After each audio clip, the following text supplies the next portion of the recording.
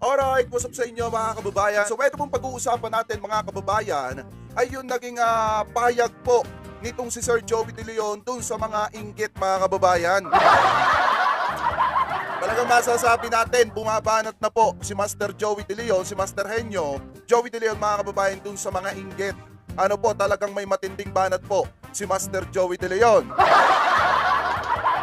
At ang pangatlo po natin pag-uusapan ay yung naging banat daw po di umano nitong si OG Diaz dito daw po kay Master Henyo Joey De Leon. Pero bago po natin pag-usapan yan, ay nais ko po munang sabihin sa inyo na kung kayo po ay bago pa lamang po sa ating YouTube channel, hinihikayat ko po kayo na huwag niyo po sanang kalimutan na i-like etong live streaming natin na ito at huwag niyo na rin po kalimutan na mag-subscribe sa ating YouTube channel. Hit niyo na rin po yung ating notification bell para lagi po kayong updated sa tuwing mag-upload po tayo or magla-live ng mga ganitong klase ng issue na nagaganap sa ating bansa.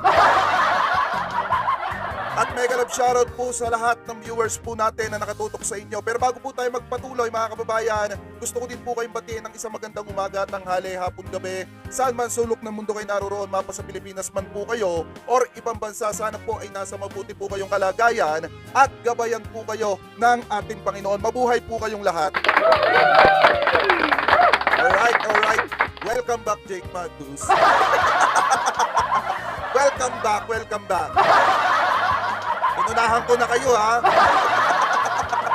Inunahan ko na kayo. Alright, mega love shoutout po na napakasarap sa inyong lahat. Mabuhay po kayo. Ngayon mga kababayan, ito daw si OG Diaz. Meron daw pong patutsyada dito daw po kaya Master Henyo Joey De Leon. Sabi daw po dito mga kababayan, ito po sabi sa Kamicom PH, yan po yung source natin. Ako kung tatanungin nyo, mas mabigat yung lubid sa icing. Yan daw po yung sabi nitong si OG Diaz. Ang kabuuan ng pahayag ni OG Diaz ukol sa kontrobersyang kinakaharap ng noontime show sa MTRCB ay mababasa sa link sa comment section. Ito yon. Sabi dito mga kababayan, OG Diaz sa issue ng MTRCB sa mga noontime show, mas mabigat yung lubid sa icing. Yan daw po yung sabi niya. Sabi dito, nagbigay ng opinyon si OG Diaz sa umano'y naging issue ng isang muling noontime show na maaaring makarating sa MTRCB. Sabi pa dito, ang tinutukoy na issue ay ang controversial na pahayag ni Joey De Leon na may kinalaman sa lubid. Eto mga kababayan, yung alam ko naman lagi kayo nakatutok sa akin at alam ko naman na alam ninyo kung ano yung ipapaliwanag ko dito. Kung ano yung ipinaliwanag ko nung nakarang araw, yun ulit ang sasabihin ko dito, walang mababago. Ulitin ko po yung lubid po magiging masama lang po yan kapag sinabihan mo yung isang tao na bibigtihin mo. Gamit ang lubid. Yung lubid magiging masama lang yan pag sinabi mo yung tao ang sumabit sa lubid. Magiging masama lang talagang pakinggan yan pag ganon. Pero mga kababayan, aminin man natin or hindi, ang katotohanan talaga dyan yung lubid ay talagang isinasabit din talaga sa liig ng tao, lalo na pag may ikinakasal. Alam ko naman, nasabi ko na yan sa inyo, uulitin na naman natin. Sabi pa dito, basa pa tayo. Alam kong alam nyo na yon. Sabi pa dito mga kababayan, para umano kay OG mas mabigat ang naging pahayag na ito ni Joey kumpara sa icing incident ni Vice sa It's Showtime. Yan po yung sabi dyan. Alam nyo ba mga kababayan, ito sige comparison tayo. Ganito lang yan Kaya naging mabigat yung kay Ayon at saka kay Vice mga kababayan. Isa part of sexual, alam nyo yun, yung sexual act yung ginagawa nila. Alam naman natin yung dalawang lalaki kapag nagtatalik, wala naman po kasing ari ng katulad ng sa babae yung isang lalaki. Pag nagtatalik sila, alam naman natin kung saan talaga pinapadaan yon. Mga kababayan, huwag na tayo magkunwari. Ito, real talk lang naman to Alam natin kung saan inaano yon. And then dun sa act ni Vice at ni Ayon, mga kababayan, sa harap ng mga bata, kita nyo naman. Walang problemang kumain ng icing. Wala naman talagang masama kumain ng icing gamit yung daliri. Ang masama lang kasi doon, yung act or yung action nitong si Vice Ganda at saka nitong si Ayon, habang kinakain nila, sinusupsop nila yung daliri nila na may icing mga kababayan sa harap mismo ng mga bata at sa segment ng pangbata. Alam nyo ang hirap ng MTRCB na talagang tutukan yung mga lumalabas na hindi maganda sa national TV mga kababayan, tapos may ganyan pang mga influencer na talagang gagawa ng hindi maganda. Yung kay Master Joey De Leon, mga kababayan, alam naman natin na yung lubid talaga ay sinasabit sa leeg ng tao, lalo na pagka kinakasal. At kung sa hayop naman, mas lalong alam naman natin na talagang yung lubid, isinasabit po talaga yan sa leeg ng hayop, katulad ng kabayo, baka, kambing, at saka minsan aso, mga kababayan, o kaya baboy.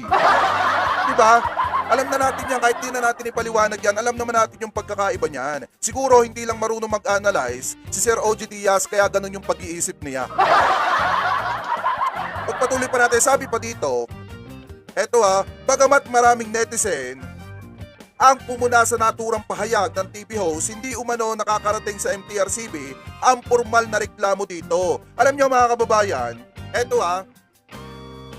sa totoo lang, nakarating na po yan sa MTRCB. Di ba naglabas nga ng statement ng MTRCB na tututukan po nila yan at kanilang pag-aaralan kung talaga nga bang may nalabag. Sa totoo nga lang, mga kababayan, hindi lang sa MTRCB umabot yan. Umabot din po yung usapin ng lubid na yan hanggang Senado, hanggang Senate, mga kababayan, na kung saan nga natanong pa nga ni Senator Jinggoy kung ano yung violation dun sa lubid. Di ba? Natanong pa nga ni Sir Jinggoy, ito ba ay violation?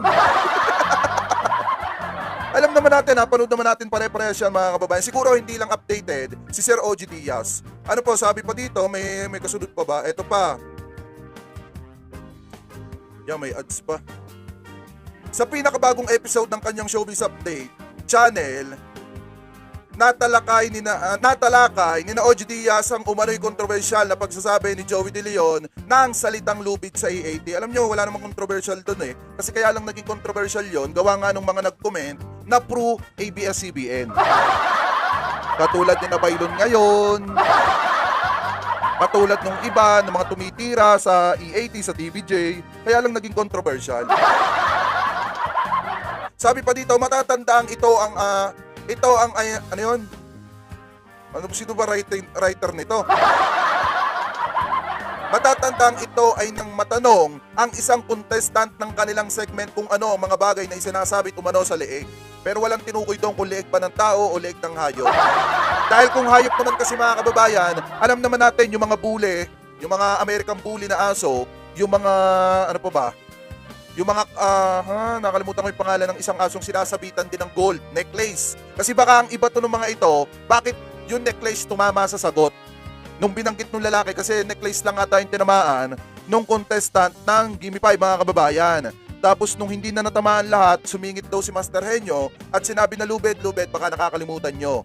Kung yung necklace naman, mga kababayan, sinasabit din naman po sa mga hayop yan. Katulad ng mga American bully pagka ilalaban sa mga dog show. Sinasabitan niya ng mga gintong necklace. Alam nyo yan. Sabi pa dito, doon nasabi ni Joey ang salitang lubed na inalmahan ng marami. Dahil dito, hindi may iwasang may kumpara ito sa naging reklamo umano kina Vice at Ayon Perez sa icing incident naman na nangyari sa It's Showtime. Sabi pa dito, eto pa, kung tatanungin ninyo mas mabigat yung lubid sa icing, ani ni OG Diaz. Aniya, hindi naman naging malinaw ang dahilan ng pagsasabi ni Joey sa salitang lubid. Ngunit alam ng nakakarami ang pinatutungkulan nito na mensahe, na maselang usapin, mga kababayan. Yan po yung pagkakasabi dyan. Sabi pa dito, gayon pa man, wala pang umanong formal na reklamo na nakakarating sa departamento ukol sa nasabing insidente sa EAT. Alam nyo, nakarating nga yan sa MTRCB. Yang usapin yan, kaya nga nag-public apology, mga kababayan, ng EAT production. Diba alam naman natin, naglabas pa nga ng public apology at saka naglabas ng naglabas ng apology letter etong EAT, mga kababayan, na pumapatungkol sa MTRCB at pumapatungkol din sa publiko, na kung saan, mga kababayan, sa lahat ng mga na-open ni Sir Joey De Leon dun sa kanyang lupit joke, humihingi sila ng kapatawaran. Maging sa MTRCB, ganun din. So ibig sabihin, mga kababayan, yan ay nakarating na sa MTRCB, kaya nga naglabas ng memorandum ang MTRCB na susuriin nila kung talagang may nalabag etong si Master Henyo, Joey De Leon, at saka itong EAT dun sa lupit joke. Yan po ay nakarating na, siguro hindi lang alam nitong si OG Diaz. Parang mas updated pa ata ako kaysa kay Sir OG Diaz, kasi ako magla-live ako ngayon, minsan wala ako. Magla-live ako ngayon, tapos bukas wala na naman. Pero mas updated pa rin yung ibinabalita natin minsan. Minsan nauunahan pa natin sila, hindi sila updated. Tulad nito mga kababayan, yung bagong video inilabas ni Sir OG Diaz, hindi siya updated, hindi niya natalakay kung nag-public apology. Etong E18, hindi niya din natalakay na naglabas ng memorandum ang MTRCB. Bakit? Dahil gusto nila na yung tao nakapokus lang at makisimpat siya lang sa It's Showtime. Yun yung gusto nilang mangyari. Kasi kung tatanungin yung kahit nga si Senator Jinggoy, kung tanungin natin, wala talagang violation dun sa lubid.